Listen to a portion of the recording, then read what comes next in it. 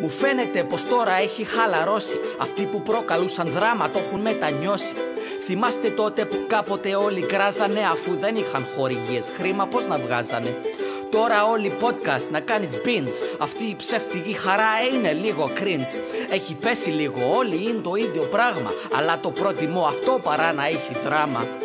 Αχ, όλοι ήτανε για τη μαγκιά και τώρα είναι λες και είναι παιδική χαρά. Αυτό είναι το ελληνικό YouTube. Αυτό είναι το ελληνικό YouTube. Το ελληνικό YouTube. Αυτό είναι το ελληνικό YouTube. Κάποτε ήταν πολύ ξεχωριστό, μα τώρα όλοι ήδη και είναι βαρετό. Αλλά αυτό είναι το ελληνικό YouTube. Αυτό είναι το ελληνικό YouTube. Κάποτε ήμουνα εγώ νούμερο 1. Θα έρθει τώρα ο Μάνος να το πάρει από μένα. Όλα αλλάζουν, έτσι είναι η ζωή. Δεν κρατάω κακία, ας πάρω αναπνοή. Πέτυχα τον κάθε στόχο που είχα βάλει.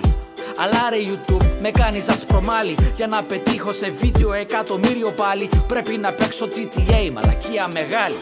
Και αν πας trending βλέπεις μόνο rap και όχι hip hop, μόνο trap. Αυτό είναι το ελληνικό YouTube. Αυτό είναι το ελληνικό YouTube. Το ελληνικό YouTube. Αυτό είναι το ελληνικό YouTube. Είχε αντιδράσεις και πράγματα τρελά, μα τώρα όλοι θέλουν μόνο το μπλα μπλα. Αλλά αυτό είναι το ελληνικό